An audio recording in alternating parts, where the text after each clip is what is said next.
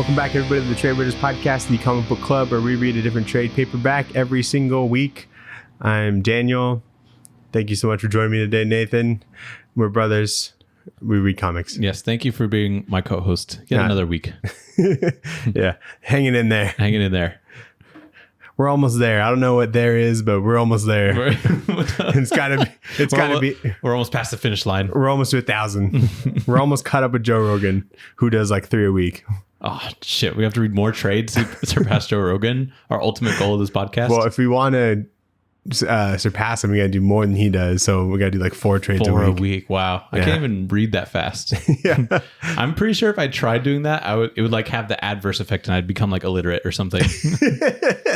You just get stupider. So for now, I think the strategy is just to outlast Joe Rogan. Yeah, you know how like comics kill like brain cells. Like if you read that much, you would just be brain dead. Pretty much. Yeah, that's the goal ultimately. That's our ultimate goal, and we're almost there to that finish line. That's the finish line we're almost there for.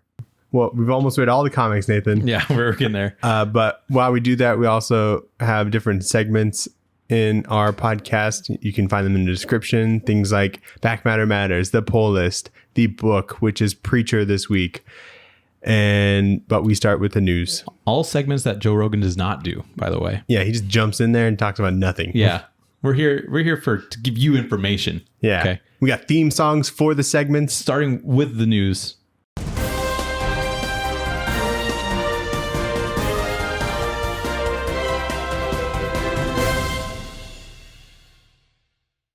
Nothing's really been happening this week, it seems like. Pretty slow week. Yeah, pretty slow week. But that's good. We'll give us plenty of time for the other segments. Biggest thing, there's more Dawn of DC stuff, but it's like a second like kind of initiative called the New Golden Age. There were 3 6-issue miniseries to launch in October announced, including Alan Scott, the Green Lantern. Oh, cool. By Tim Sheridan and Cian Tormey. Jay Garrick, The Flash by Jeremy Adams and Diego Alortegui. I don't know his name. And then Wesley Dodds, The Sandman by Robert Venditti and Riley Rossmo. Oh, cool. Yeah. Wait, so like old Sandman. Like old. Like the detective one or whatever? Yeah, Detective Sandman. Yeah. Nice. Not like the Vertigo Sandman, but yeah. Yeah, the one that was in JSA. Yes, exactly. Sick. Yep. So we got some Golden Age stuff coming in. Wait, what are the other 3? You said 6. No, 3 6-issue miniseries. So those are the 3. It's okay. Green Lantern, Alan Scott, Flash, Jay Garrick, and then Wesley Dodds, the Sandman. Are you excited for the Alan Scott one? Yeah. I'm always interested to see what they do, because it's like sometimes he's like, especially in modern times. You know? Especially in modern times. Like a lot of, like sometimes the big focus is that he's like super gay, and I'm like, that's cool. And then sometimes people like really try and stay away from that. It feels like his weakness is the wood, Nathan. I've never put that together in my head. I can't believe you've done this to me. I can't look at him the same way. I'm not gonna pick it up now. No, I'm just kidding. Dude, they set themselves up. They did. God damn it. Anyway, so Viz Media is a manga publishing company. I'm familiar. They're probably one of the biggest. They are expanding their Viz manga app to include a wider variety of manga available. Okay. So they'll include things like Junji Ito stories or some slice of life stuff, more. They never did that before? No. So they only had like certain stuff on Viz manga. The one that I use is Shonen Jump, which is like a lot of the different app. Different app, same company. Okay. The same login. You know what I mean? Okay. So Shonen Jump is like normally geared towards like teenage boys, basically, where you'd have like Naruto and like One Piece and stuff like that. Okay. Things that it's like superheroes and stuff. Gotcha. But they're trying to for men. Right. They're trying to expand their selection by having like slice of life stuff and horror, like Junji Ito, things like that. You ever read any slice of life mangas? Yeah. What did I read? Beck, that one music one. Oh, okay, yeah. So it's somewhat slice of life, you know. And so I thought, all these things are going to be like available to like kind of like, you know, stream basically. Mm-hmm. And it's not the Shonen Jump stuff. It's just the stuff that they added. You know what I mean? Which is kind of odd. Right. And they are making it a thing to where they have the English translations the same week as like the Japanese big. chapters, which is like, I thought they did already, but I guess they're stepping up their game on that. They would be in print presumably for a little bit of time, but then when they uploaded them to the app, they would have the translations ready at the same time. Okay. Yeah, so that's what they're shooting for. That's cool. Yeah, it's a little weird. So the Junji Ito stuff you can't like stream. They're just having it available to buy on their app. And it's like a different subscription from Shonen Jump. Which is like a little odd. I thought it was just gonna be like a one-stop shop kind of thing, but you can't like stream the Shonen Jump stuff on the Viz Manga app, which is odd. Yeah, that seems weird. And so I don't know. So they're just putting it all together. But the most exciting thing for me is that they added Zom 100, that zombie manga that I was telling you about, which I have been reading. So I'll be able to be completely caught up on that, and I wouldn't have to wait for the trades to come out. So good news for Daniel. Good news for me and me only. Okay, good. Yeah, it was weird because when I signed up for that, it signed me out of the Shonen Jump app for some reason. And like, I didn't have a subscription on that one for some reason. There might've been some bug with it. There's no like single sign-on thing where you can... Yeah, it's two separate apps. It's very weird. That's dumb. Yeah. And what's even funnier is that the day before this was announced, I bought the next volume of Zom 100. I'm like, those motherfuckers. You fucking idiot. Yeah. They got you. They're like, let's wait for Daniel to buy some more. They're like, it went through. Go. And then we'll drop. We're good. But they made it seem so big because like the CEO made like a video talking about it as if a new iPhone dropped, you know? It was just... Is he up on the stage? Yeah. He's talking about it. And anyway... It could be good for some people, and they've added a lot of other stuff that I don't read, but you know, maybe other people might like it. Yeah. So, well, speaking of that, Apple launched a webtoon comics publisher for the Apple Books app. Interesting. So they've signed a 3-year deal with South Korean startup Kenaz, Kenaz, to publish webtoons, vertically scrolling comics made famous by the South Korean publisher Webtoon. And so, yeah, it's going to be for 3 years and they're going to make exclusive stuff over there. That seems like a big swing for them. Yeah. And I guess a big thing was like the founder of Kenaz was like, there's not really like a North American there's not like a huge North American market for webtoons as of yet. Mm-hmm. And so I think this is kind of part of their strategy to try and get that going. And if it does blow up, and if it's like even like a fraction of the popularity that it is in like Korea or Japan, anywhere else, like that'll be a pretty big get for Apple. Yeah. So how does Sophia read Lore Olympus? Webtoons. So it's like a website, and it's an app. Yeah. Oh, okay. App website. I don't know how you get them. Like I assume you pay for them. I don't know if it's like a subscription or what. But yeah, she's real into it. So nice. Pretty interesting move from Apple. Definitely.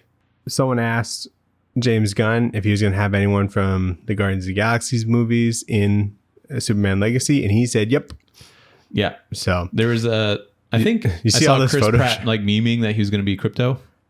I could see that. Yeah, I could see that. Does Crypto even like talk to Superman? Nah. Okay. He just barks.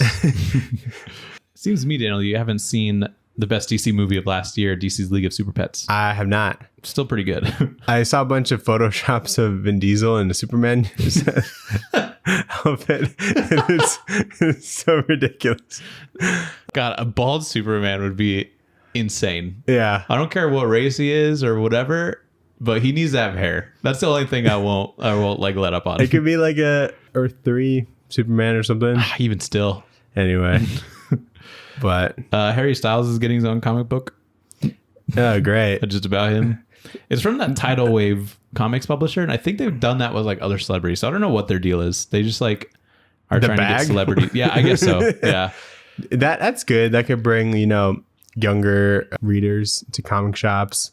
They're like, where's the Harry Styles? Primarily female into comic shops. They see something else next to this Harry Styles book. Yeah. It's boost things all around. It's going to chronicle his biggest accomplishments in the story of how he rose to fame, as if the people that would go and buy it. It's a bio comic. It's a bioic. it's a biomic. The biomic. Oh my god, I hate that. He's on. We know how it happens. He was on like X Factor with One Direction. Yeah. Anybody that would buy that comic knows Yeah. They're not going to be like, oh, I wonder what Harry Styles is about. You know, I'm glad that he didn't take the route of just making like an autobiography and then, you know, he just went like, no, let's just make a comic. I'd be surprised if he knows about this, to be honest. About comics? Yeah. About this comic specifically about him. I doubt something he's real passionate about. He's probably got like a ghostwriter or like 100%. Or like a collaborator to kind of write like. I assume he just has a manager and the manager said yes. Yeah, the publicist like just handles everything. Yeah. That's interesting. Yeah, so that's how deep I was at the bottom of the barrel trying to get some news. That's everything I have. Okay, Nathan, let's get into our... All the news articles this week were like, oh my God, free comic book day. And I was like, I know, I was there. Chill out. But anyway. Yeah, so this week we read Preacher, didn't we, Nathan? We read Preacher from Vertigo. From Garth Ennis. Holy shit, you got the whole thing. I didn't even notice that was there until Steve right now. Dillon. Yeah, I got this monster. I can kill you with this. Oh, you've had that one. I've had this one. You know, I look at it all the time. It's normally right behind you, and I look at it, and I'm like, that looks like it would be pretty good. Yeah, quite the nut crusher. Oh, dude, I had to like put a pillow between me and the book in order to read it because it hurt too bad. And then I had to like... It was too much God. Use both my hands to like keep the pages open. Oh, yeah. It was quite a chore. But this is your first time reading it? No, I have it here. Oh, reading that? Yes. Yeah, okay. It was in plastic. Yeah, so what did you think, Nathan? Is this what you expected?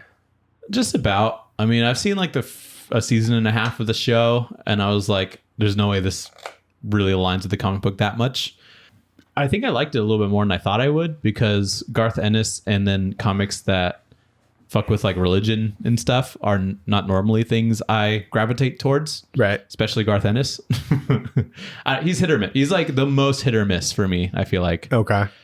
But I think I just love Steve Dillon enough to be like, this is really cool. Because the book, I think, has like a lot of just like dialogue and just like normal shit that happens. But they do a really good job balancing like how just normal, like kind of like their situation is, or like they're just like three people trying to get around, right? And then there's like this whole mystical, like, I don't even know what religion's supposed to be, like Christianity thing going on, like heaven and hell sort of thing going on. I just like the juxtaposition it feels like that is, because when there's not like heaven and hell shit going on, it's like there's just people like shooting each other over here, right? Mm-hmm. And so I feel like normally if a book mixes the two of them, it's not done as well. I don't really know why this book feels like it does it well, but I actually really liked this. Yeah, I think first time around, I was just so used to the show, and I think I was expecting the artwork to look like Glenn Fabry's covers. And so when it wasn't, it was like a little shocking, I guess, because I wasn't familiar with Steve Dillon. I've read this book before, and I definitely liked it a lot more on the second go around. Okay. I don't know, but Steve Dillon has definitely like perfected like his style, you know? 100%. Like there's nothing wrong with anything in this, and it's just like you get used to how he draws the characters, and then he just does it perfectly every time. He's just like so good at like the details of like people's faces and like the acting of like the different characters and stuff, and keeping that interesting somehow. Where I would just like every like panel with like Jesse Custer, I'm like, man, look at how fucked up his hair is, but it looks cool, you know? Yeah. Or like all the different characters and how he like renders them, he just really nails. So it's just like interesting to look at. So if you remember, the first season of Preacher was basically all of his time in Annville, and then the end of that season ended up with like the church exploding. Right. And then that's kind of like where this book starts, but has like some flashbacks to that. Yeah. Okay. Yeah. I was trying to remember. I just remember the first episode being so insane. A great episode. I've rewatched it not that long ago, and I'm like, this is such a good fucking show. I thought it like put me off of the show. I was like, what the fuck was that? Because we didn't know what to expect. If I were to rewatch it, would I like it? Yeah, you would love it. Really? Because you know what I don't think so. You know what to expect now. But the first episode, it felt like it was so different than the rest of the season. I actually ended up really enjoying the first season of the show. Yeah, great first season. But that first episode just seems like such an outlier. We just knew that Preacher was a comic. That's all we knew about it. And that there was a show. Yeah. And so now that you know, like kind of the flavor of the show, yeah, they put a lot into the pilot, you know, in order to get picked up and get people interested in it. But we didn't know about like Arseface. We didn't know about like just kind of how vulgar it could be, you know? But no, rewatching it, it's like a very exciting episode I'll of have TV. to do that. Yeah, it's fun on AMC, wherever you get that. Yeah, who knows at this point. I think there's AMC Plus if you want your own subscription to that. But How long does the show run? 3 or 4 seasons. How far did you get?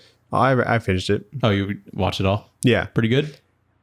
The first season's the best, and then it like the later ones just kind of like Dwindles a little bit? not like dwindle, but it just kind of stays kind of stagnant. It's like a very weird story, of course, and things that happen in it are really weird. Yeah. I think most of it you're just kind of trying to prepare for that. Mm-hmm. And so I don't know how like accurate it was and how, if they were able to do like all the arcs that they wanted or Probably just not. all the arcs in the book. Because how long is the book? Like, how many- 66 issues. Oh. Really? I thought it would have been longer. Yeah, and then there's like a spin-off run with like the Santa Killers, and then Ooh, that's cool. I think a couple like one shots. Wow. Is it all Dillon the whole time? I think so. Yeah. What a legend. Yeah. I need to read more Dillon stuff. Is what I recognized because he did Punisher. That was with Becky Cloonan. I thought it was with Ennis. Oh no, the last thing that he was doing was Punisher with Cloonan, right? I think so. Yeah, I remember that. That's crazy. Yeah, I have that. Yeah, I think I have it too. So anyway, let's get into the book. So we got Jesse Custer, good name. Good name. Cassidy and Tulip. They're all in like a diner and they're like, man, how did we get here, huh? And then Jesse, who's a preacher, it starts with like a little flashback of him. He just became a preacher. He gets into a bar fight. Not the typical preacher sort of actions, but Tulip shot some dude and then was running away and ran into Cassidy, who helped her get away. And that's kind of the starting point of the different arcs for those characters. And I feel like Dillon is so good at like the faces and like the rendering and like all that stuff that when there's the scenes that get bloody, they're like really shocking because he eases you in with his character work and then the violence like really stands out, which I like. Yeah. So when Tulip like shoots his guy and his jaws off, you're like, what the fuck? Like, it's insane. Yeah. Also, it's crazy that Matt Hollingsworth did the coloring for this because I thought he was like kind of like a newer color artist. Yeah, maybe this is kind of one of his earlier gigs. Yeah, but the coloring is like really good in this as well. Yeah. But meanwhile, in heaven, some shit got out, and they're like, these angels are like, damn, we got to go get that. And so they hire this dude named the Saint of Killers, who's like a godlike assassin dude, to go get Genesis, which is the being that escaped.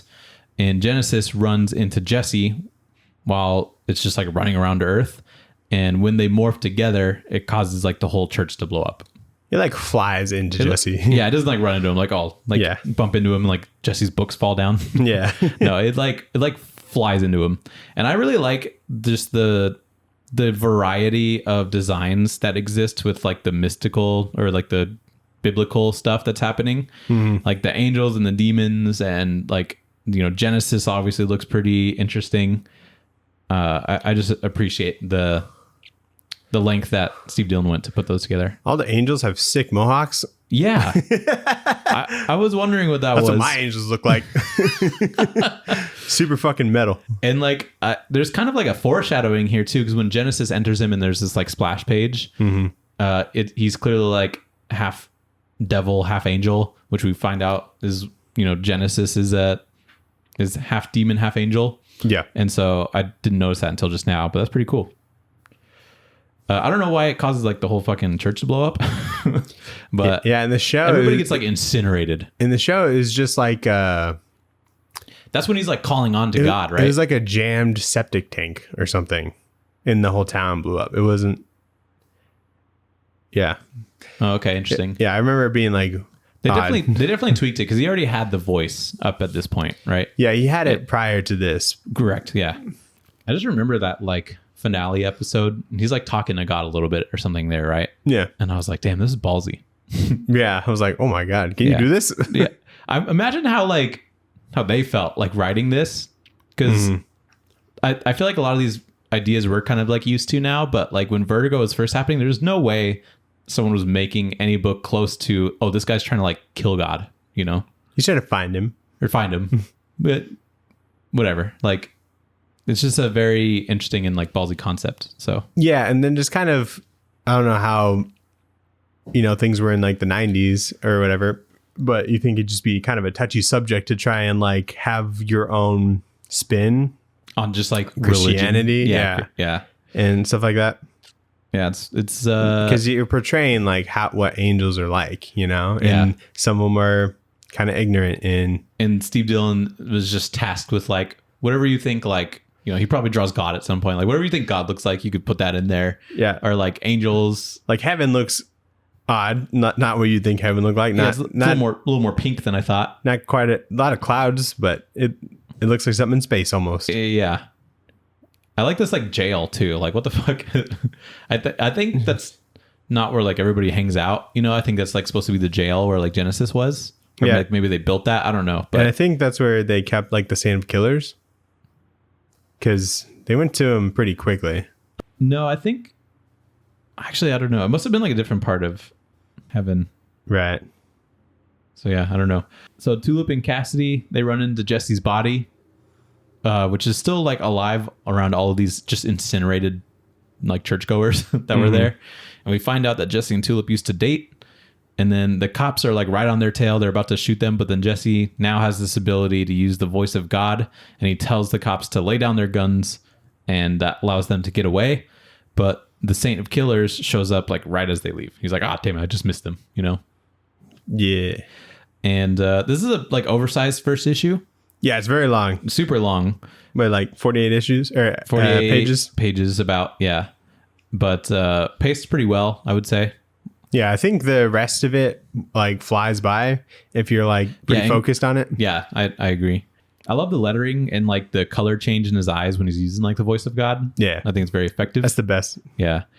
There's this super racist cop dude and he just uses the N-word like way too much. Yeah. It's like as soon as you meet him, he's thrown out like 3 or 4 hard R's.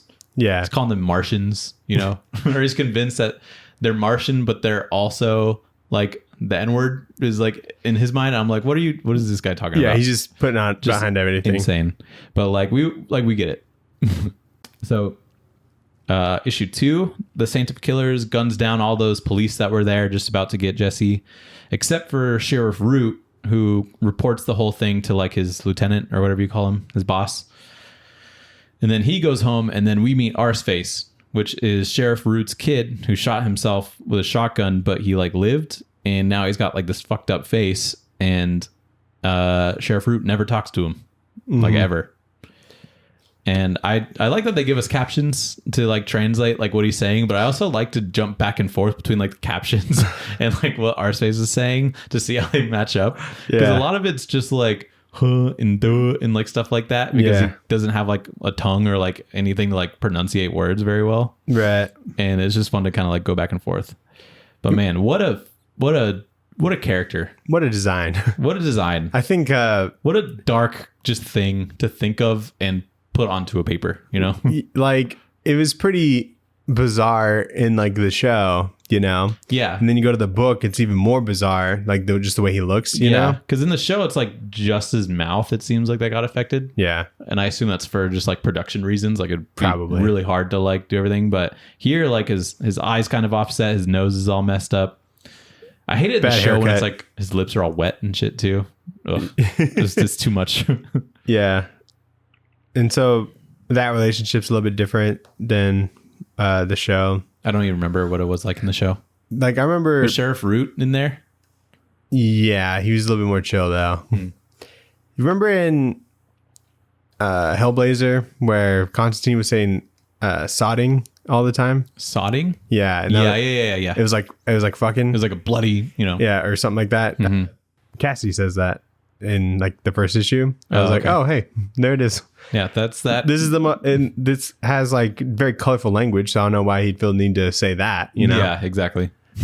Yeah. I hope when I go to the UK, I hear someone say it at least once, just to know that it's real, you know? Yeah, and then you could be like, you're like John Constantine. Oh wait, no. Cassie's Irish, so need to go to Dublin. Is Constantine? I know he's British. Yeah. So maybe even I think more it's something so. they share. Yeah. I'm waiting for it. So in heaven, the angels on the case to get Genesis are like drinking because they're like, man, we're in for some heat with the Grail, whatever that means, which I think is just funny. Like I like the establishing shot, which is just like a blank background because they're in heaven and it's just like a table and he's just drinking there. Yeah. Like, what do these people do on their free time? Nothing. They just drink, I guess. And Jesse and friends, they go to get some new clothes. They go to a diner. They get into a fight. And then they see Cassidy get stabbed in the eye. And then he's biting the flesh off of some dude's neck. So he's a vampire, obviously. They kind of like allude to it. Or more than allude to it. Because he like doesn't come out in the daytime. Like when him and Tulip were driving around, he would just like hide under a tarp in like the bed of the truck. Yeah. Which I thought was kind of funny. Did you pick up on this dude? Yeah, there's some dude that is just kind of like in the shadows that keeps talking to Jesse, and I don't really know who that is. You don't ever find out who it is in this trade, at least. Yeah, they do. They explain it. Oh, who is it? How many issues did you read? Just the 7. Okay. So this is kind of like a conscience for him, but it's like a conscience that also knows more than he does, and like helps him out in a way. So this is John Wayne. Do you know who John Wayne is? Yeah. Who's that? You tell me. I'm testing you now. Why don't you explain it for our listeners who don't know, Daniel? John Wayne is a cowboy. Of course. He's mostly a cowboy in movies and TV and stuff back in the day. And Jesse Custer, like... Is he just like public domain cowboy? Like you just use him whenever, I guess? I think he straight up say John Wayne in this. Yeah, like they do. In the later issues. But I'm wondering. Anyway. I think you can use people's names, kind of like Obama and stuff. You're like, when they have like presidents in comics. Yeah. You know how like Obama was in Suicide Squad? He's in like Rebirth or whatever. And they're like... It has his face in it. Like they don't allude do they to... say Obama? Yeah, and they draw Obama. I feel like Marvel always hides the presidents in like silhouette or whatever. Yeah, and DC's is like, here's Obama. They're like, it's okay, Mr. Obama. I'll go get fucking... I'll go get Clayface. Yeah. Yeah. Anyway, keep going. So John Wayne. So yeah, John Wayne is... They do this in the show too, which is kind of cool. They do it in like the later seasons, but it's just kind of a voice of reason, I guess, or like kind of like a conscience, like I was saying. Interesting. And so I just doubted that you knew who John Wayne was. Obviously I didn't. Yeah. Or obviously I did. So wait, does that amount to anything in the show? Like who does John Wayne guy is? Does he end up becoming like a character, or is it like a way for somebody else to communicate with Jesse? It's like not a character necessarily. It's just someone who's like kind of that always just talks to Jesse. Okay. No one else sees him. It's just kind of like in his head. Interesting. Yeah, I didn't know that. So issue 3, the whole gang figures out that Cassidy's a vampire, as if like hiding from the sun wasn't like enough to. So people don't like get sunburned. Yeah. So Jesse uses the voice to make Cassidy stop eating people, and then Cassidy gets pissed and he leaves. This is my favorite cover. Dude, yeah, these covers are unreal, by the way. So good. What was his name again? Cassidy? Oh, Glenn Fabry. Glenn Fabry. What else does he do? Because it looks familiar. Hellblazer. Oh, is he doing like those Hellblazer covers? Yeah. The ones that... A lot of Vertigo stuff. The ones that we read? Yeah. Okay, that's why it looks familiar. Mm-hmm. The Saint of Killers is like following their trail. He kills some cops, and then Sheriff Root hears about it, and he's more than happy to like jump on the case to get away from his son, which is fucked up. And then Arseface is like, well, I want to go with my dad, so he hides in like the back seat. Yeah. It's like, and it's actually like brutal how sweet Arseface is, just trying to, be nice and have a relationship with his dad, and he just like gets denied every time. He talks to him about his day, gets him a beer, and he gets him a beer, and he just drinks it in silence, and then any reason to get out of the house, he takes it, and it's just feels awful. Yeah. So Jesse and Tulip, they get a motel. Cassidy runs into the Saint of Killers in a bar, and Cassidy gets shot, and then the Saint of Killer leaves, and there's like so many dead men in there. Yeah. It's like super brutal. And then Jesse bumps his head in the bathroom, and then he has this like whole vision of like Genesis, and Genesis like tells him everything. So Genesis is like the child of an angel and a demon, while there was like a war happening between them, and then Genesis is supposed to be like a secret until obviously he escaped. So there's like a whole saga like situation going on. Yeah. And then Sheriff Root finds Jesse, and that's that issue. But I kind of like how they gradually uncover like how the whole gods in the system works. Yeah. It's kind of fun like learning that. Yeah. That's what I like about the like kind of fictional, I guess, theology, which is kind of in the beginning redundant, I was like, I don't know what any of this is supposed to be. But if you're just like patient, if you're a patient reader, yeah, it'll reveal itself. Yeah, which it does in like a satisfying way. So then in issue 4, Sheriff Root takes them both outside, and the Saint of Killers is there. Hold on one sec. So this is Jesse as a child watching TV. And then it says like, "Hey, Pilgrim" on the TV. Yeah, why do the people keep calling him Pilgrim? Is that John Wayne? That's what John Wayne says, I guess. And so you can see his hand reaching out of the TV, and so it just kind of becomes like, so that's just like his like guidance to like do good. Yeah, kind of like his hero, like a moral compass kind of thing. Okay, so like if I was, a kid and I was watching Spider-Man.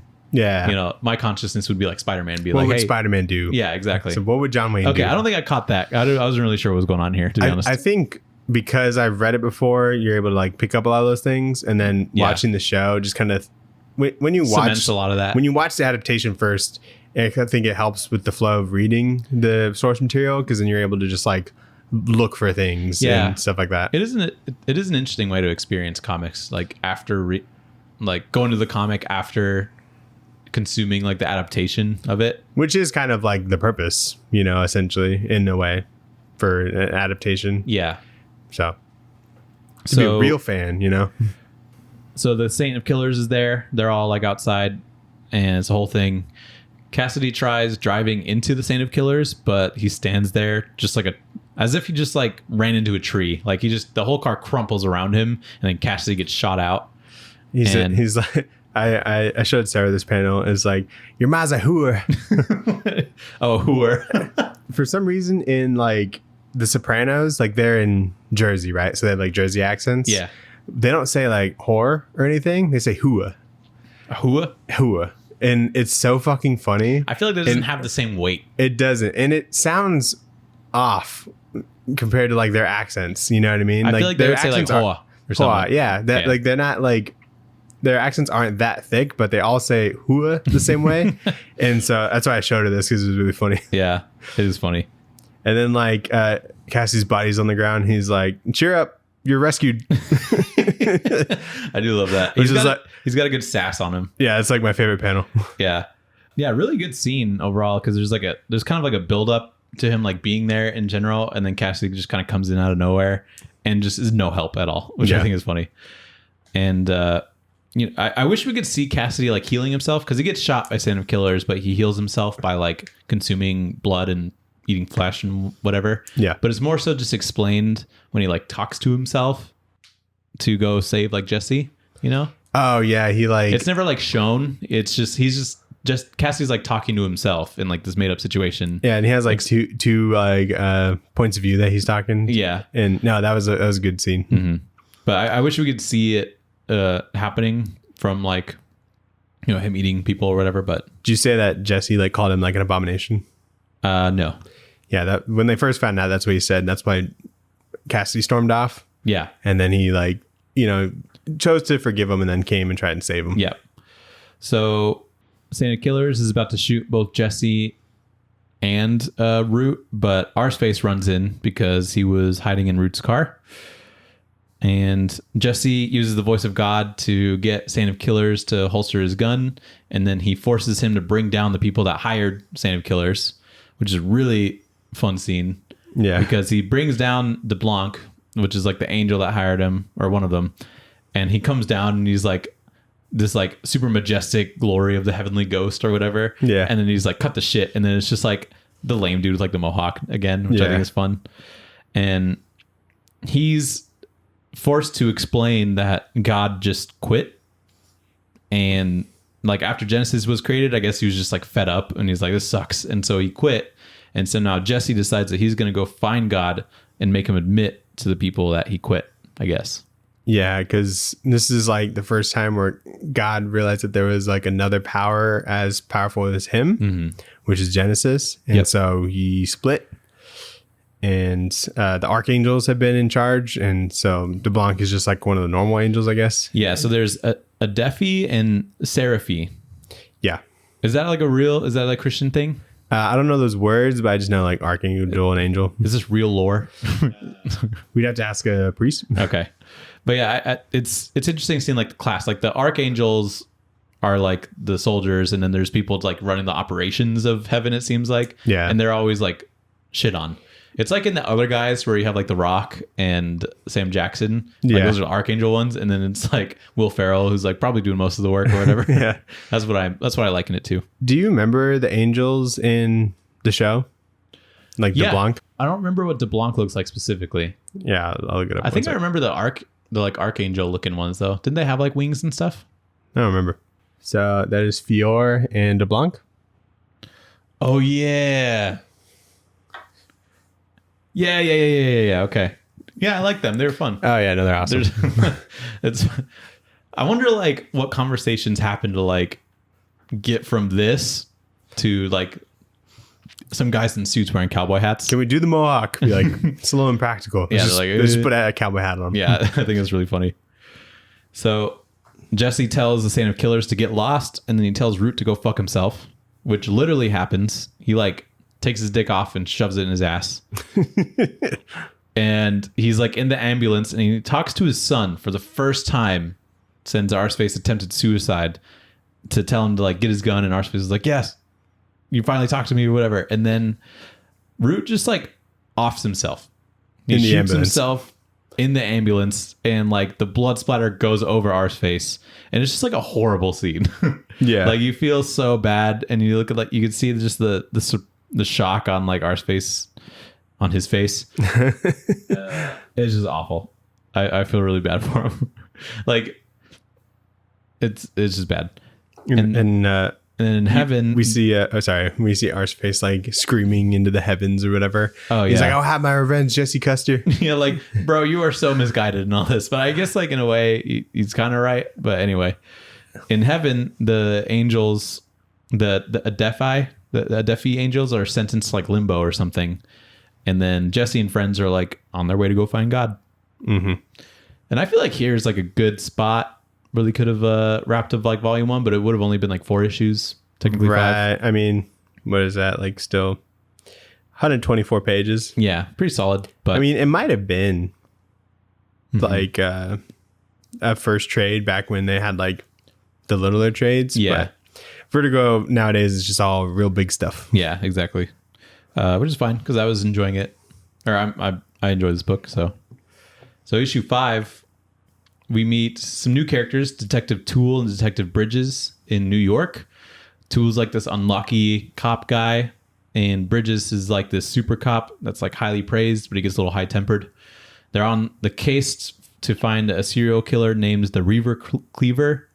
And the Reaver Cleaver. Thank you. And he just captured another victim, and he tore off their face, and he nails it back on pretty much.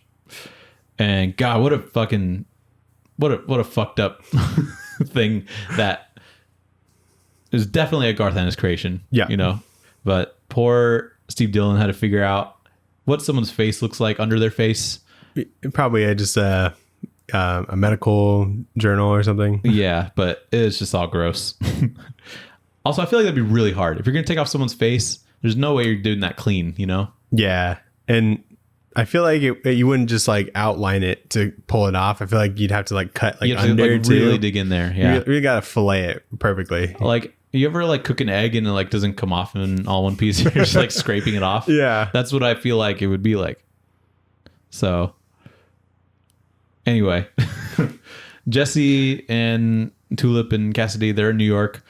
They're like, where do we start to like find God? And Cassidy's like, I got a friend that specializes in like UFO sightings, and he's also like a reporter, and he's covering the Reaver Cleaver as a reporter.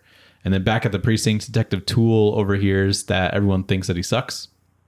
So there's always has to be someone that gets like all the shit in Ennis's story. Yeah. And while Arseface is like doing something else, it's like Detective Toole, it feels like. Right. There's always going to be just like someone you got to feel bad for. Yeah, you just got to like throw all the shit at and be like, oh, I'm rooting for this guy now. So Jesse and Cassidy go to the Empire State Building. We find out about like Jesse's motivations for good pretty much. Now he's not going to like abuse the voice of God. And then Cassidy is like super old because he like doesn't age really. And we find out that Detective Bridges has some kind of secret. And Cassidy just jumps off the Empire State Building. Yeah, what is that? Because he like grabs onto something as well. So he jumps off to make it seem like because he knows he'll like survive if he hits the bottom. Yeah. But he just grabs the bottom, grabs like a ledge to scare him. Yeah, and I'm like, what was that? Just commit, you know? It's pretty funny though. Yeah. So that was issue 5. Just commit. Yeah, like if you're, I don't know. I was like, what did he grab onto? He's got crazy finger strength. Look at him. There's like cracks in the building. He shoves, yeah. He made holes. How did he get that leverage? Issue 6, Jesse overhears Tulip talk about that shootout that she was in, but Tulip catches Jesse eavesdropping, and they have like this really dumb fight. And then Detective Bridges and Toole are on the Reaver Cleaver case talking to the family of the next victim. I guess his MO is that he mails body parts to the family, which is, didn't that happen? Probably. I'm probably thinking of like a Dexter show or something, but I hate this reasoning that like Tulip is sticking around because she wants to know why Jesse left her. Yeah. I'm sure there's some like ulterior motive or whatever for her sticking around, but this is like kind of a weak one for like the reader to believe. Right. I feel like because there's a lot of like crazy shit that's been happening up to this point. So it's hard to believe that she'd just like stick around. We also get an F-bomb slur as well. Oh, really? Yeah. So that's like the cop being just kind of ridiculous. Yeah. And then back at the precinct, the Reaver Cleaver calls Detective Toole to like set up a line of contact with him. Jesse and crew go to Sai's house, who's the reporter dude, and they try and work with him for any leads on God. And he talks about a blind man that walks around based on faith of God guiding him. And so they're like, I don't know, maybe he knows something. And so they leave to like go to this guy's house. But Detective Toole gets another call from the Reaver Cleaver to give away his address. Jesse and Tulip leave with Sai to go talk to this dude who's apparently seen God. But Cassidy discovers that Sai is the Reaver Cleaver like killer. And then Sai stabs Tulip's hand and sticks her to the dash. Yeah, Cassidy discovers it just from like looking in his fridge. Looking in his fridge and there's like body parts in there. Like, do better, you know? And why would you put him in the fridge? Doesn't that go in the freezer? It should go in the freezer. And you got people like chilling at your house, you know? Yeah, like he wasn't even there like at first either. They could have just been like, oh, let's see if he has beer, and they would have found out before he even like got there with beer, you know? And this isn't the first time that they're at his house or his apartment. Yeah, exactly. So it's like, what? Surely you have like a big freezer, you know, like Dahmer or whatever. Yeah. So he doesn't seem like a great killer, but I feel like next issue when like you find out how he orchestrated everything, I'm like, okay, this is kind of clever. Yeah. But issue 7, it turns out Sai gave away his location to the cops, who would catch Cassidy at his place to take blame for all the killings, and then Cassidy finds, you know, the next victim while he's like trying to hide in Sai's place, but since he can't go outside, obviously he kills himself with like a katana that's there. Yeah, he like fakes his death. He fakes his death so that he would be put in a body bag and not be going outside and stuff, which is really smart. Yeah, no, I was like, I don't remember how he got out of this. Yeah, it was pretty cool. Jesse runs into Detective Bridges, who's doing some kinky gay stuff that he's very ashamed about, thinking that he was going to go talk to the blind man about God. Some very BDSM stuff. Yeah. I hate this panel of the like Reaver Cleaver victim because you see him and his face is on upside down and it's like nailed to him. Yeah. And it's like, you know that's not correct. Yeah. And like the victim's eyes. You put like 5 nails in here. You definitely committed. Those look like big nails too. Like there's definitely some in his brain. Yeah, he's like super dead. Yeah, but he's like still alive. Oh yeah, he's like mumbling. He's trying to say kill me. Remember when like the Joker like cut his face off? Oh yeah. And then he had just like straps to keep it to put it back on. Yeah, like scotch tape. In Death of the Family, like he like fucks with it a lot, and he'll like put it on backwards, and his eyes are poking out of his mouth and stuff. Yeah, that's what's happening here. Yeah, but it's pretty funny. So Cy pulls up to the same apartment where Jesse and Bridges are to like go kill him. Tulip pulls the knife out of her hand, and she grabs her handgun.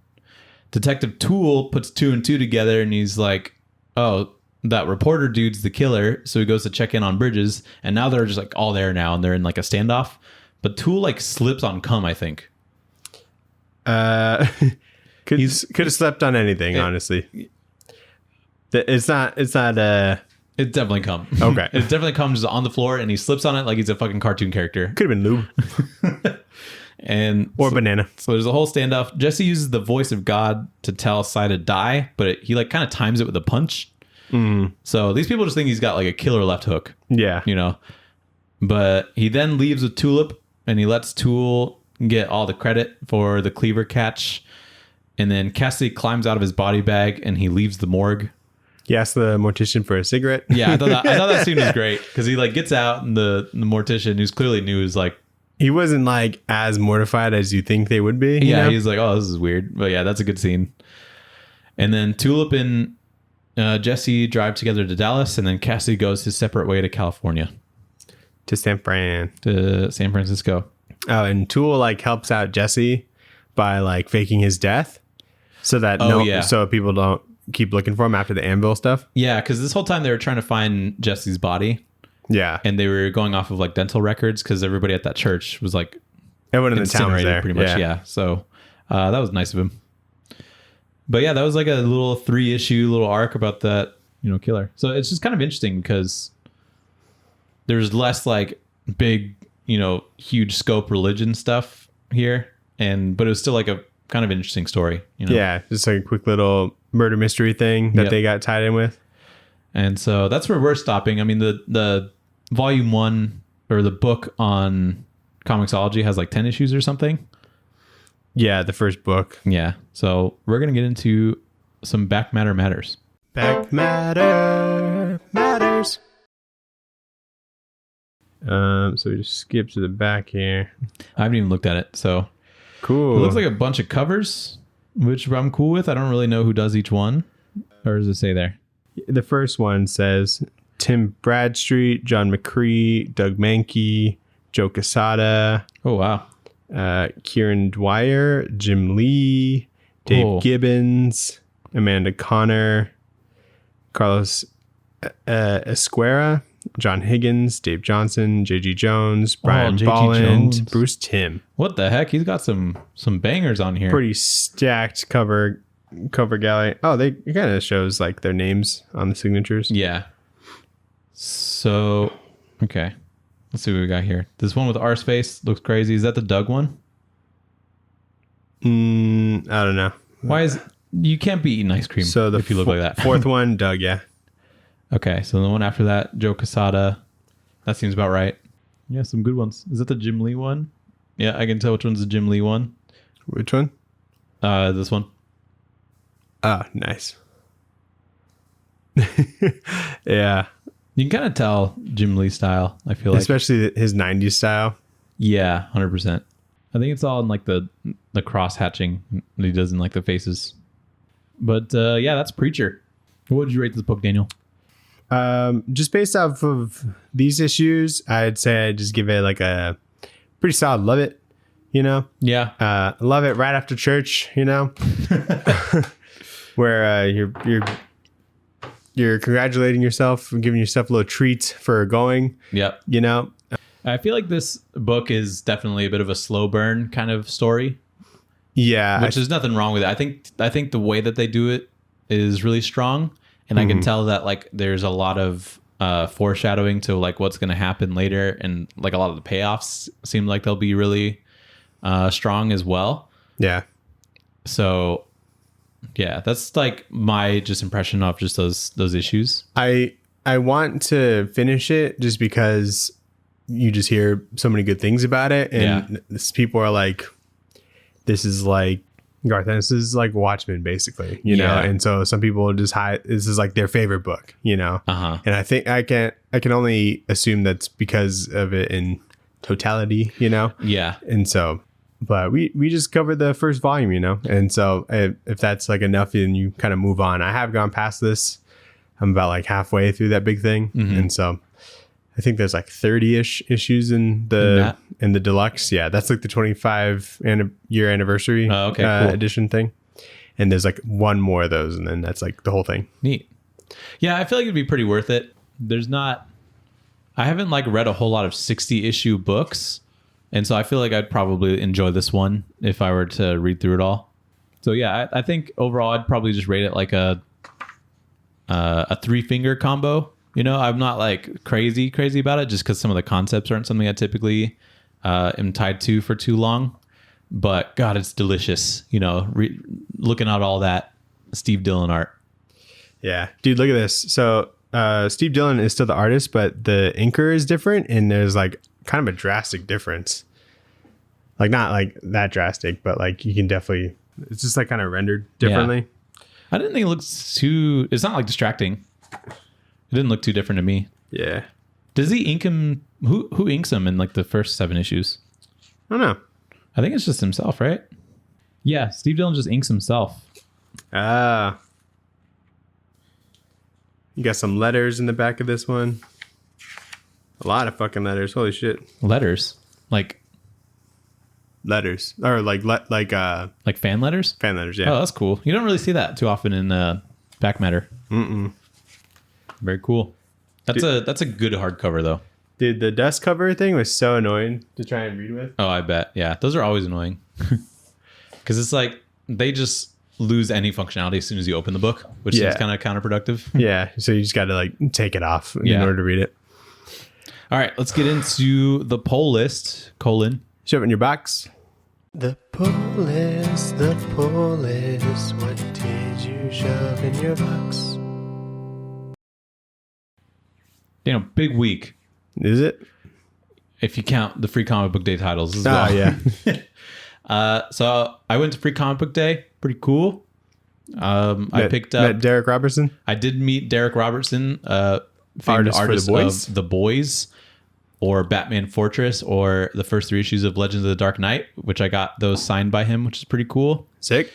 And I found out that he did a Constantine book with Tom Taylor. And they didn't have like the collection there. It's a Black Label book, so it was like one of those prestige like magazine sized books. So newer, yeah, somewhat, like a year or two ago. And so I bought the 3rd issue of that because it's all they had at the shop that he was at the time. And I'm gonna buy the first 2 and read them because Sophie typically likes Constantine as well, so I'll probably get that for both of us to read. But man, what a stand up guy. Yeah, I was dumb and I didn't bring any cash on me. And I didn't realize that he was going to be charging for signatures. Yeah. Turns out he doesn't really like to charge people for signatures, but he only asked me because there's a dude right in front of me that like just paid for signatures. And then when he walked off, he was like, come here, come close. And he's like, I don't really like to charge people for signatures. So just like, give me your books and I'll sign them. And I was like, I can go get some money. And he's like, no, it's fine. It's fine. And so he like signed him and like, personalized them. He like wrote my name and stuff. It was super cool. So nice. he's so you cool can't guy. Resell them. Yeah. Well, that's the charge. Yeah, I don't think I would ever, but yeah. I think that's why he wanted to like write my name on it or whatever. People who resell that shit, it's so annoying. Just like keep it. It's cool. Yeah. So yeah, I had him sign Batman Fortress and Legends of the Dark Knight. And he was like, how'd you like the Dark Knight thing? And I was like, it was really cool. It's cool that you got like 3 and everybody else got like less. And he was telling me that there's like it was like an unfinished project that he was working on. And that was like the time to like do that project, which is pretty cool. And we talked about the Green Lantern, the Squirrel Green Lantern that's in Batman Fortress. His name is Dale. They created him as like a nod to Chip. And so it's like Chip and Dale, and I didn't know that. I thought it was pretty cool. Well, isn't there a 3rd one? Gnort, yeah. How many fucking squirrel Green Lanterns do you need? That's all that I'm aware of. There could be more though. More, yeah. I mean, there's one that's a cat. That's Dexstar. He's a good one too. He's a Red Lantern though. Yeah, I was about to say. But yeah. So then, anyway, the free comic book titles I picked up was the Spider-Man Venom one. Yep. And then a like Justice League one. And then Fireflies, which is like a Jeff Lemire book that's coming out, I guess. Right. So those are ones I picked up. And then I had Sophie, since she was there, pick up another Marvel one, which was like the Avengers one, I think. Uh-huh. And then she just picked up TMNT on her own. But yeah. I was able to get 5, but I only got like 3, I think. Yeah, that's fair. I got Fish Flies, Spider-Man, and then there's an Fish Flies, not Fireflies. Yeah. Fish Flies, and then Umbrella Academy. Yeah, that was cool. I guess there's some new book that's coming. I wanted to make sure it wasn't just the first issue, but it's for like a new book that's like coming. Is it Gabriel Ba and them going back? Yeah. Gerard Way. I forgot his name for a second. Yep. Cool. Did you? And then they didn't have any sales there? Dude, they didn't. And Lame. like, I know like the idea of free comic book days is to get people to come to the store and then like maybe they'll buy other stuff. Yeah. So I bought the first like hardcover of Dark Knights of Steel. Is that what it's called? The Tom Taylor one? Yeah. Dark Knights of Steel, I think. Yeah. And that includes 1 through 6. Okay. And I read the first 3. I don't really remember that much what happens, but I remember thinking it was like a really good book. So we should do that actually for one of our weeks. No. Dark Knights of Steel, really good. Game of Thrones, but DC. Write it down. I will. Well, hopefully you win the coin flip. I left the coin right here. Oh, we're doing coin flips. Okay, I'll write it down. And then this week I picked up Daredevil 11, Danger Street number 6. Ah, shit. Phantom Road number 3, Saga, Ambassadors number 4, and then Green Lantern. That new series came out today. Who's writing that? Oh fuck! I had his name in my head, and then you asked me, and then it just fucking disappeared. I can't remember. Did you get Nemesis 5? No, I don't know. I don't think I'm gonna pick up the series. That's like literally the last book. Is it really? Yeah. Oh shit! I'll have to go pick it up then. But Daniel, You didn't like it? when you buy the Green Lantern book, they give you a little ring. Yeah, Ash did that too. Yeah, so I have this little ring now. It doesn't fit on my fucking Shrek hand fingers, but It's on me. I got big fingers. I feel like my fingers are really small, but I got some girth on them. Dude, it's even got the little thing so you could stretch out to your fucking sausages. But I don't want to break it. But yeah, I thought that was funny. This is literally like the cheapest thing. Like I know. I gave you like a metal one for Christmas. I know. I still have it. It doesn't fit on me anymore, but I still have it. It's on my Green Lantern shrine. Yeah. So I thought that was fun. So yeah, Ambassadors, Nemesis, Saga. Yeah, we got most of the same stuff. So Nemesis done? It was just 5 issues? Yeah, 5 or 6. Interesting. So what's Jorge Jimenez doing now? Probably Batman. That'd be sick. Yeah. I hope so. Because he's doing covers and stuff. And the plan was for him to not be off of Batman. He said it made it seem like he was going to do both, but obviously that's not really feasible. So I think he's just going back to that. Oh, okay, cool. So I might have just had like an arc off. I'm all into that. Yeah, that's cool. Did you read anything new? I read the Green Lantern book. That's the only thing I was able to read this week. But Pretty good. Yeah, it wasn't like oh my god, everything's changing or whatever. It's just kind of like status quo Green Lantern comics, which I like. I can tell that there was a bit of a Top Gun sort of inspiration that went into this. It felt like because the whole idea is like Green Lantern's. He's like, I'm done being a Green Lantern. Now he's Tom Cruise. And now he's Tom Cruise. So he goes back to like Ferris Air, and he like asks Carol Ferris like, "Hey, can I have a job?" And she's like, maybe. And then he like outflies the new pilots or whatever. But it turns out they don't fly jets anymore. They only fly drones. So he's got to like get used to that or whatever. Okay. And like he didn't realize until he fucking crashed into the side of the side of like a cliff. And I'm like, oh my god, is he just like he's just dead now? That's it. But no, it was a drone. It was a good little switch around. It's funny. But yeah, he's got it's pretty much he's just Tom Cruise. Yeah. And there's a backup story that was like a Jon Stewart thing as well, and I think that's going to be a running thing as well. So that's pretty cool. Cool. But I enjoyed it. Yeah. Nice. For some reason, Sinestro's on Earth as well, and he's going to bars and he's just like wearing like a hoodie. to like hide the fact that he's got this pink ass skin. Big ass hoodie. And I was like, for his big ass why head. are you here? Yeah, I don't remember the reasoning why anything's like happening. Likes beer. Because that Green Lantern, the last Green Lantern series, I think got canceled. So anyway, that's what I read this week. What'd you read? Well, on my free comic book day thing, there was a sale at Ash Have Comics because it's the best comic shop in the world. Yeah, better store to be honest. But I got the Last Days of Black Hammer, the Jeff Lemire Substack book. Cool. The trade came out through Dark Horse, so I got that when did that come out? like a week or a month or two ago. Oh, okay. Like not that long Wait, ago. is the last Black Hammer? The Last Days of Black Hammer. And so But it's not the last books about the Black Hammer property. it's the last days of the original Black Hammer, which is the dad. Gotcha. And so it's kind of a pretty much prequel, direct prequel to the first run. Wow.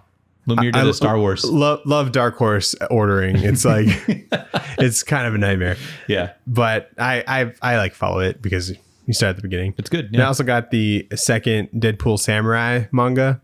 The Ash had the second book of that. There's a second one of that? Yeah. That's cool. Yeah. We should read that. Didn't you like it? Yeah, it's really fun. It's like it's got like there's a lot of jokes that I think work really well, and it just plays into that like a lot. That's fun. But last time prior to going to the shop, I got World Tree by James Tynion. Yeah, I saw that came out like a week or two ago, right? Yeah. So I read the first one of that. It's like okay. The cover looked interesting to me. Yeah, there's like that. So the woman that's on that is like a nudist. Oh. Like a nudist anarchist, and I think that's what probably will keep a lot of people reading that book because other than that, it's like fine. Like other than comics about tech and like online problems are kind of odd to me because it's like you have to portray that like in pictures. You know, it's a book about kind of like a dark web, but it's called the Undernet. And when people look at the internet, they go crazy. I don't know. It's okay. Interesting. I read the first one and I wasn't totally put off by it, but I get the idea, internet, is a little toxic for the mind. Is that the idea? That's probably like an extreme version. So he's probably having this like extreme metaphor for how he feels about the internet or whatever. Okay, but, interesting. So I read that. Can't all be winners, I guess. Yeah, I read Phantom Road 1 and 2. Okay. Good stuff. I like it a lot. Don't know what's happening, but it's great. I have a pretty good idea what's happening. Yeah. Yeah, I thought it was really engaging, flowed really well, and it's good. I love Volta. I know that, yeah, he's great. Yeah. It's not really like a zombie thing, but I'm still a sucker for zombie things, It's like zombie parallel. Did you understand that like explanation? And they're like in between dimensions, that there's like a rift or some sort of connection in between two dimensions or whatever, and that's where they are. Yeah, they're in the connection. And they can see both universes. Did you like the salt that he used to explain it? Yeah, that helps a lot. Yeah. I was reading it and I was like, okay, I guess. I was like, oh, here's the salt thing Nathan was talking about. So yeah, pretty good. I'll probably get 3. I like that's $4 rather than 5. That's a big kicker for me, Yeah, you're big on not spending money on good comics. It's better than because I'd rather get 2.5 comics than 2 comics, Sure. Or 5 for 20 rather than 4 for 20. Yeah. I love some value. Caught up on Saga. Nice. This is like a very good arc. You should catch up. Okay, I will. The one prior was like kind of like a conduit one, but still good stuff. I read Ambassadors #3 with that new artist, Travis Charest or something. Pretty close, I bet. But yeah, he's really good. Yeah, super good. Apparently, it was like his first comic in like 12 years or something. He was like a 90s artist. I thought it was like his first full comic ever. No, the dude that runs the comic shop that knows my name, but I don't know his, for Strange Adventures, the one I go to, he was telling me about it. And I guess he was like a big 90s artist for DC or something, and he had like stopped doing comics to do his own stuff for a little bit, and then I guess Mark Miller just dragged him back into it.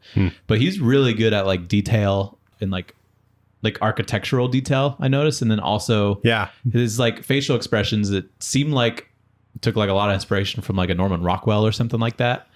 Rockwell. I saw some like Sorrentino in there. Yeah. And so, yeah, really good stuff. So I enjoyed that. What do you think of Ambassadors so far?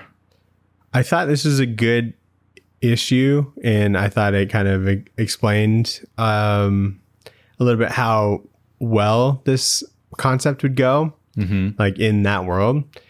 And I like how it's kind of focusing on like some characters like each issue, which I think is a strong point. I'm excited for Olivier Coipel. Oh yeah, for on the next issue. Is that who's his?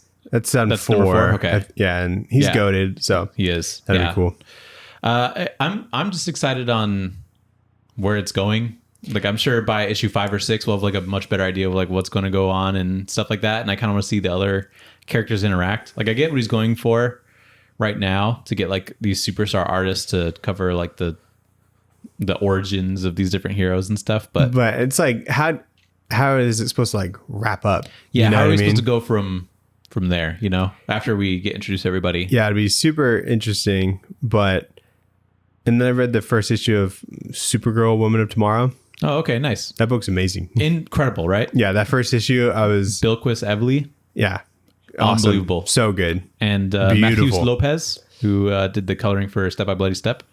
Yeah, it's whatever. Unbelievable. What are you talking about? I'm like, yeah, no, it was really good. And then it was just, it's like Tom King, like at his best. Yeah, you know, it's really strong. He's like, I don't know, pulling back on what. I'll have to get that sign when he comes here. I was thinking about what I need to absolutely. Yeah. I think I'm going all 3 days, so I might just like bring different books each day. I don't know if there's gonna be like a big line, but I'll give you shit. Okay. So yeah, that's what I read. Oh, Very cool. Also I read a lot of reading this week from you. Yeah, dude. When I read our book and edit the previous podcast on Sunday, I get so much reading done throughout the week. You know. Yeah. I just feel like I'm free. You know. Yeah, you're a free man. So I told you I was reading Zom 100. Yep. I'm not gonna tell you everything that happens, but like just some things I thought were funny. So animals can become zombies in this world, and they go to an aquarium, and there's a zombie shark. Whoa! And it's fucking sick. That's awesome. And it like I guess it ate all the people that like work there or something. How did it do that? I don't know. Does it come out of the water? I don't know. And the glass like breaks or something, and so the zombie shark gets out of the tank, but somehow the people that he ate, their legs like ripped out of the zombie shark's stomach, and like it was able to walk. Whoa! And like I don't know how they didn't explain how they were connected. What would they need to explain, Daniel? Yeah, they're able to like fucking so was cooperate. It really just disproportionate size legs? Yeah, to like, it was human legs. How many legs? It was like probably like 10 people's legs sticking out. I was just imagining 2 little legs that he was balancing on. And so they thought they were fine, but then the fucking zombie shark comes at them on flat land. This is the best book ever made, I think. It might be. But what was really fucking interesting about this is like, did you know that there's like shark suits that people wear? Yeah. Yeah. So at like aquariums and stuff in like SeaWorld or whatever. Yeah, it's got like the chain link sort of armor kind of feel. Yeah. They get one of those. And so they're able to like, it's because the dude wants to be like a superhero or whatever kind of, and he gets one of those shark suits and he's able to survive against like normal zombies. That's smart. Yeah, I'm like, this is fucking genius as far as survival. Yeah, super genius. It doesn't help with it like hurting or anything. Like it still feels like someone's fucking biting your arm. Yeah, it's still hurting if they broke skin. I think that's still possible. Yeah, but it wouldn't break through like the suit. That's what they're going with. Okay, gotcha. I looked it up and they're like $7,500, like real ones. Yeah, they're protecting you against sharks, Daniel. I didn't think they'd be that fucking expensive. It's not a big market either. Maybe 8,000. It's not like they're mass producing that. 7,000? I don't know. It was just really funny. Why would you look it up? I was fucking curious. You're like, what if this happens? I'm like, what if I just had one of these just in case? You would be the most set for a zombie apocalypse for sure. But we watched Guardians of the Galaxy Volume 3, didn't we? We sure did. So how do you want to do this? Should we talk about 1 and 2 and then 3? Yeah, so we have a big thing. Or should we talk about 3 and then debate 1 and 2 in like a separate video? Let's debate 1 and 2 in a separate video. Okay. And let's just talk about 3. Yeah. This episode's already getting there. Yeah. So Guardians of the Galaxy Volume 3. What did you think, Nathan? Incredible. I think it's probably my favorite. Favorite Guardians? Yeah. Wow. I think the Guardians are like 1, 2, and 3 as far as like how much I like each one, you know? But yeah, this one's really strong. Like it's it's like a long movie, but you don't feel it, you know? Okay. And I think I didn't watch that many trailers because I just wanted to like just be there, you know, and figure things out as it was going. Sure. But what I did see of the Guardians trailers, I could tell that James Gunn has some sort of control over what they're showing, or like he's kind of selective on what they're showing us to like lead us a certain direction. Sure. Spoilers, by the way. I was like, someone's dying. You know, it seems like it'll be Rocket, but if it's not Rocket, it'll be somebody else. Someone's dying. He told us like this is the last time this team would be together. Yeah. And so so he's very I'm like, tricky they're all about dying. that. Yeah, and so I will probably like just watch all the trailers for any like James Gunn movie because he's good at like, you know, so making you surprised when you walk in the theater. But yeah, I really enjoyed it. I feel like there's a lot of characters, but they all kind of like did something, you know? Yeah. Like, you know, there's Cosmo in there, and I love seeing Cosmo. Didn't really play a big part in the movie, so I don't really know why Cosmo was there. She helped. Yeah, but she helped.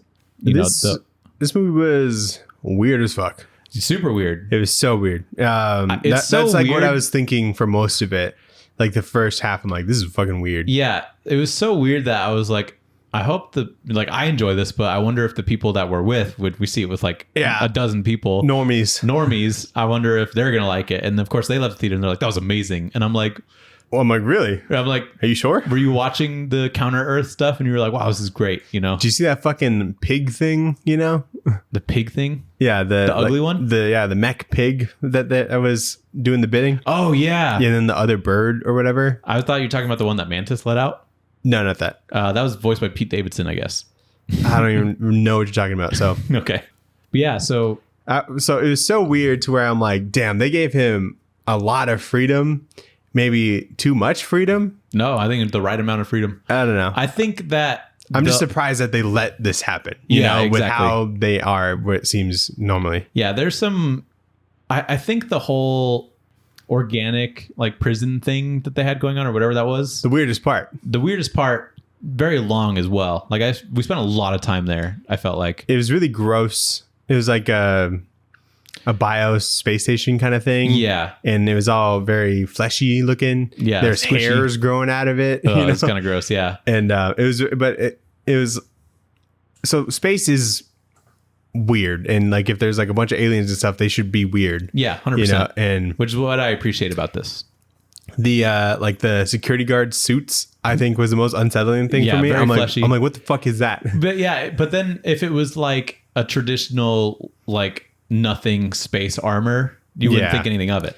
True. Yeah. And so that's why, even though they were weird and I feel like they could have been designed a little bit differently, I can respect that he just took a big swing, which is what I appreciate. I get everything. Yeah, I get it I'm too. just like, this is still weird. Yeah, you know? super weird, and didn't like looking at it. Nathan Fillion was pretty cool, I guess. Yeah, he looked great. He does look good. Yeah, I'm surprised like he wasn't able to be like, I think something about Wonder Man, like he could have been Wonder Man, but they cut it because he was too old or something. But yeah, it's dumb. I thought he looked pretty good. He could be Wonder Man for like 10 years. Totally. Yeah.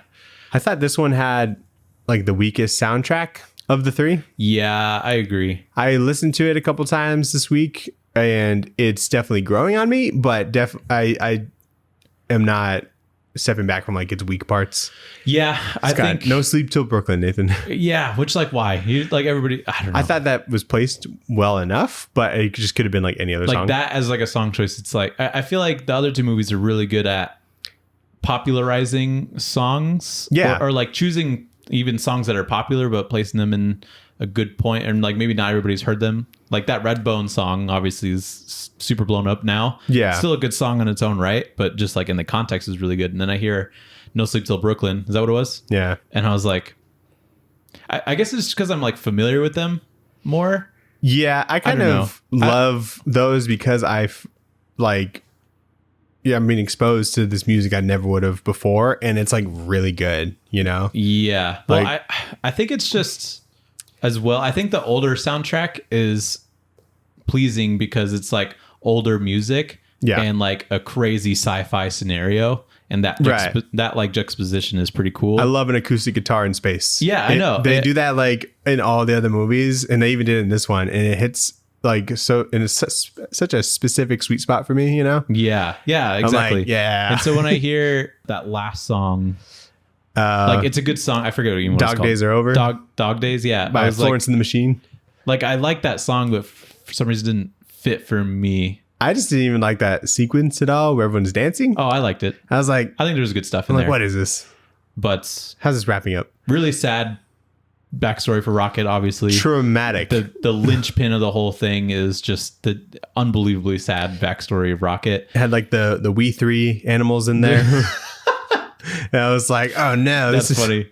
Yeah, I feel like Roxanne, like our vet tech cousin was just crying herself to sleep. 100%. I mean, there was some brutal stuff in there. Like these are clearly characters that are made to be just the most vulnerable thing you could possibly think of. Teefs, are you kidding me? That is such a cute name, such a wholesome character. They don't really want that much out of life. They just want to see the sky and all that stuff, and then they get killed, and it's the most heartbreaking thing. Mm-hmm. And then even the Rocket reaction to that was interesting because he's just like standing there crying because he's so just shocked by the whole thing. Yeah, I thought that whole sequence was really good, but it was. I thought that all played out really well and really organically. It didn't really feel forced, to make you want to cry kind of thing. Yeah, and it obviously would have gone to this conclusion where they would have died somehow or just been lost, and because Rocket is the only one that got out, Yeah, and so you're just kind of waiting for that to kind of play out. Yeah. So I like the flashbacks in this. Yeah, I did too. There's a lot of them. I feel like there's some of the dialogue in there where I was like, okay, you're pushing this a little too hard, I think. Because there's parts where they just be playing around or whatever in their caves. And they're like, man, it's good to have friends. Or whatever. And I'm like, I get it. You don't need to say that. And they say it twice. Yeah. They're like, man, I love having friends. I'm like, clearly you guys are friends. You don't need to spell that out. They're all playing and laughing. It's not a very funny situation to play catch or something. Yeah. Even if they were running around and they're doing that corny playtime stuff, that's fine. You could do that. But just to layer on oh man, you guys are my best friends, aren't you? Yeah. It took me out a little bit, but still really strong stuff. I like those characters. What'd you think about Warlock or Adam Warlock? I liked him. He's a creation that's very young and kind of dumb, so he's incompetent, strong but doesn't really know how to use himself or his powers. A very scary entrance, which made him very intimidating. He's a big gun and he hasn't been trained on how to use it, Yeah. And so I think that's interesting because obviously if he was super knowledgeable on how to do everything, he'd just wipe the floor with everybody. He'd grab Rocket and get out. And that's it. Oh, I guess Rocket's gone. But the fact that he's young, it makes it believable that the Guardians, when they all kind of come together to stop him, it works. You know? So I like how no one was really that OP in this. Yeah, they all seem pretty balanced. So thank God Thor's not on the team, anymore. Yeah. Because that would have, I think, really threw everything off. I guess James Gunn asked Taika to take him out of Guardians.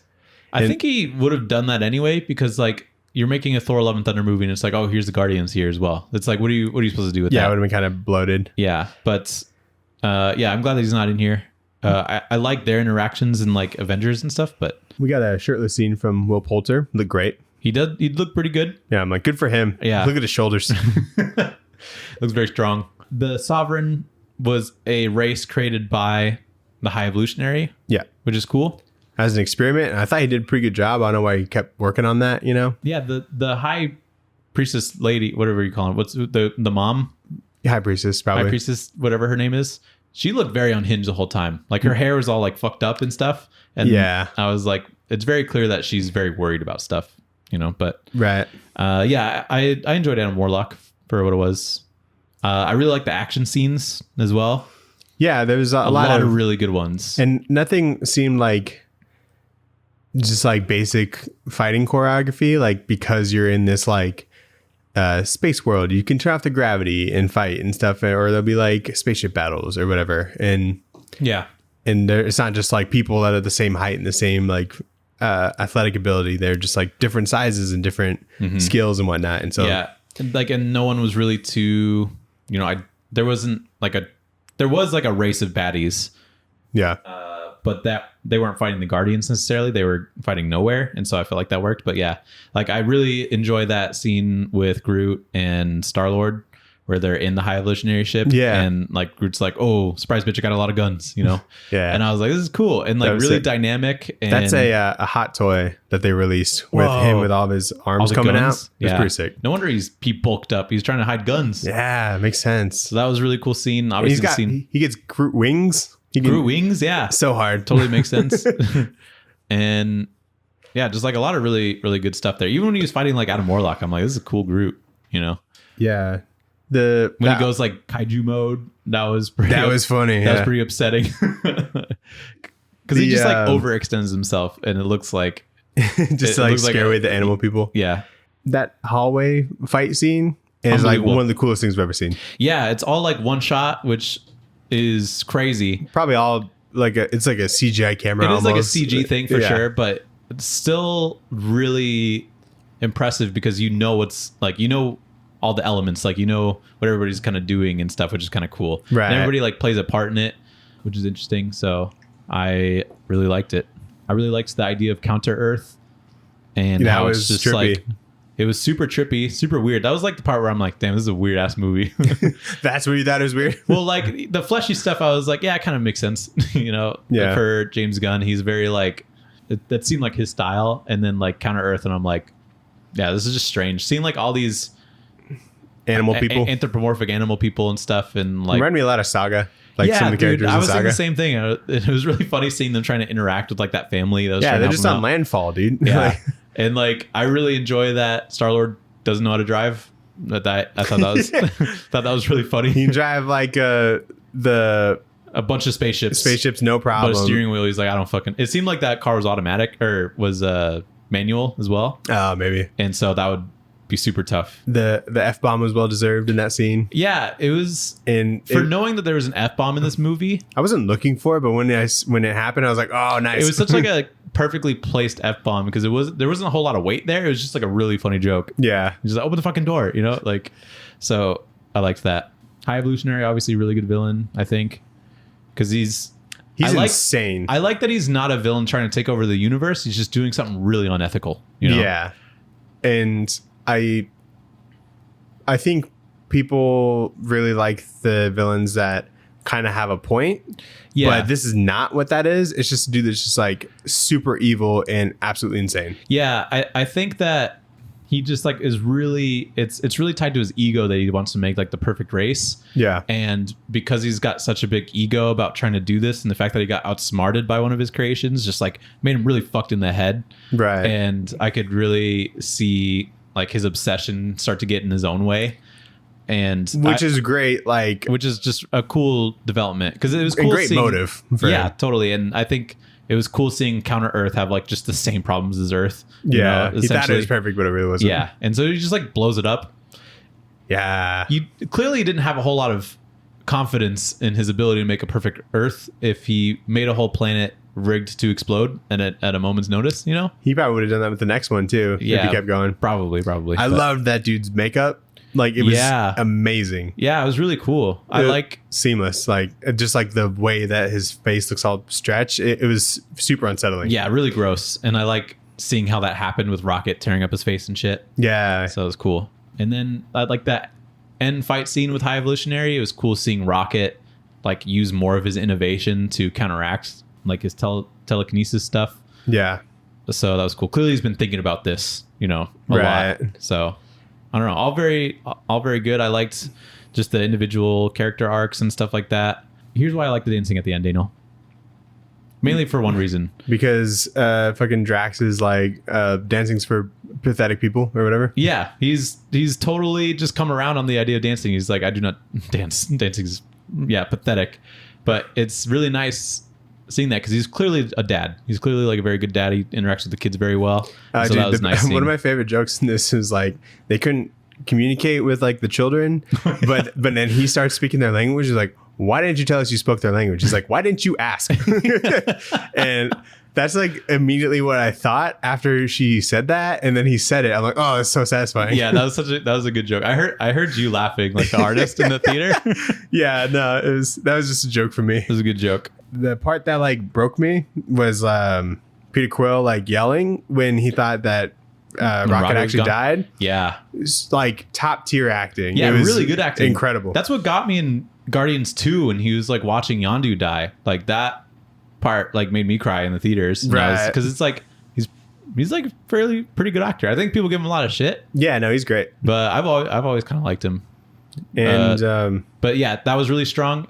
I started to tear up. I didn't like shed a tear the whole time. I was specifically trying not to because people were saying it was so sad. So I wanted to see if I could do it. my tears never fall, but my eyes do get watery. Yeah, you know? my eyes got a little watery, especially at the point where he's like about to like let go and he's like talking to Lila. Is it Lila? Lila, yeah. Lila and her friends, and he's like, "Can I come?" You know. When he's about to cross over, but he sees the light. Yeah, he sees the light, and like his friends are there, and he's like, "I want to come," and then like Lila has to be the one to be like, "No, not yet." And so I kind of figured he wouldn't die at that point because he's got to stay by the group, you know. Yeah, But yeah, it was very surprising that nobody died. yeah. I thought at least you think it'd be like Drax and Yeah, then like Mantis or something. Yeah, and so it was interesting because like you figure someone's gonna die. It's like this is the last time they're together or whatever. But it's sad in a different way because it's like a bittersweet thing, and I think everybody wants like another movie.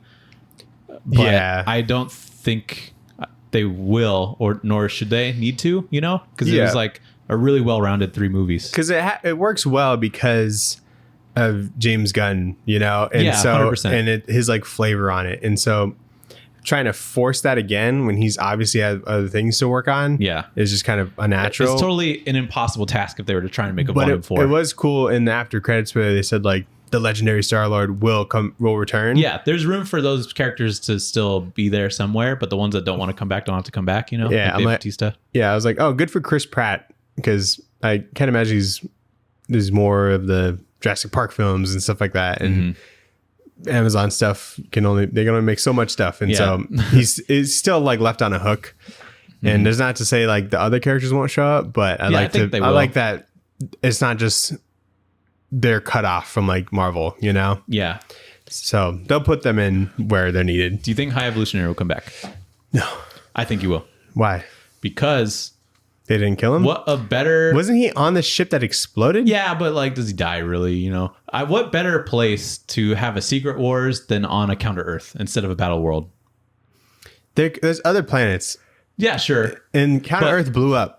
Yeah, but like another... You think the High Evolutionary is going to be like the... He won't be like the baddie, the Beyonder?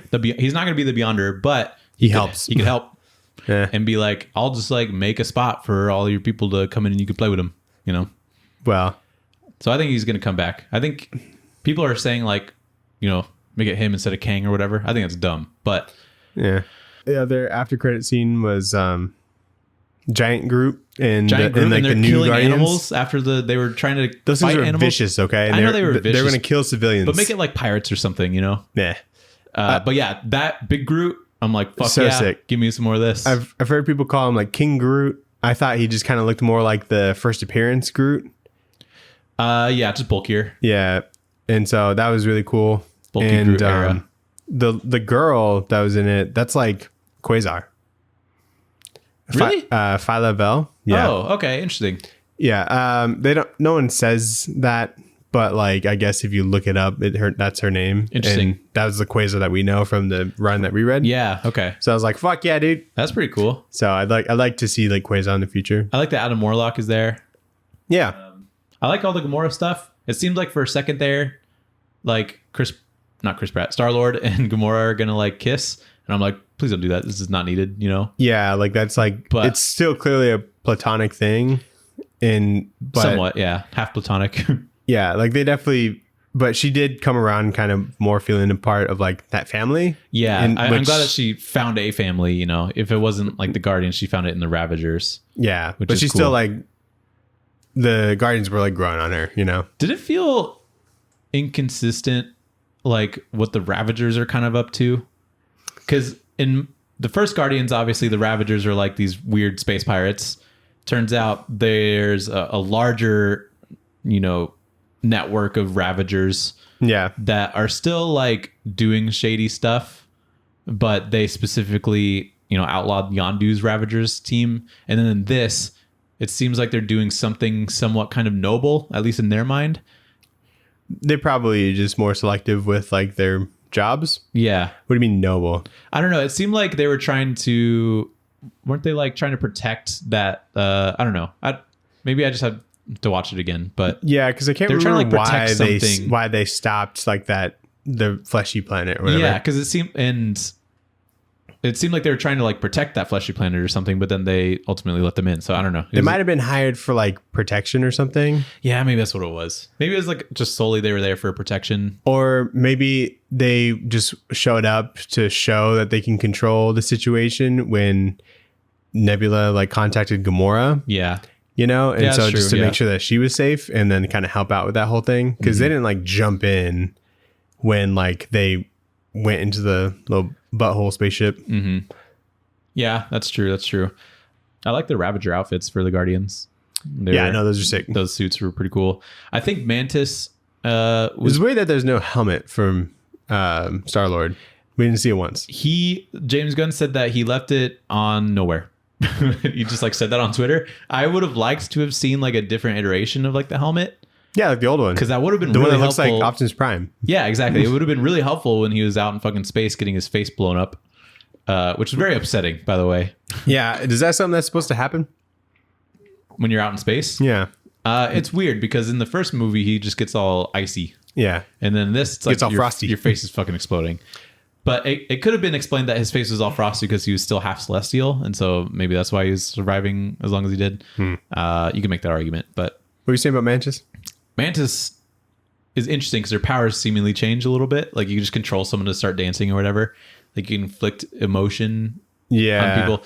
Her powers change a little bit, but I think I like that it seems like she's gonna go like control like a hive mind of creatures somewhere because she's going off on her own, right? Yeah. And she can like, work with animals and stuff like that. I think it'd be really cool if we see her go to some planet where like all the animals are connected with like a hive mind and she just controls like a whole army. That'd be cool. Yeah. So she probably could.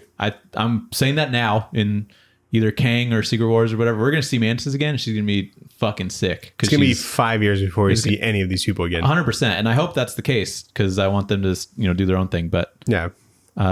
Really liked it. I think this one's my favorite. Wow. Of the three. Best trilogy as well, I would say. I'd have to think about it. I haven't thought that deep about it. The only one that comes close, I think, is Spider-Man. The Captain America one's pretty good. I wasn't crazy about the first movie, though. Yeah. Iron Man's got some rocky ones. Thor's got some rocky ones. Yeah, I guess, most complete trilogy. Yeah. But, okay. Anyway. Good stuff. Yeah, good stuff. I enjoyed it. But what are we going to read next week, Nathan? What are we going to read next week? Do we have anything? Yes. American Born Chinese. That's a Disney Plus series. Yeah, it'll be coming, I don't know, next week, I guess. Jean Luen Yang. Is that his name? He's the writer, yes. Yeah. And I think he's like the artist on it. I think he does art. And because I saw it, it was like, by Gene, and then inks or colors by this other guy. I'm like, whoa, he does art. Cool. Yeah, I started. It's fun. Cool. It's very interesting. We will read that next week. I can't wait. Well, thank you everybody for listening. Thank you for watching. We got, links to our other stuff in the description. For sure. Like, comment, subscribe if you want. Yeah. You can email us. Tell us what you think about Guardians 3 and what you rank them amongst the other Guardians. Yeah, I'm curious. I think my ranking is different from literally everybody else's just because I like the first one. Don't know anything. And well, thank you and bye. Bye.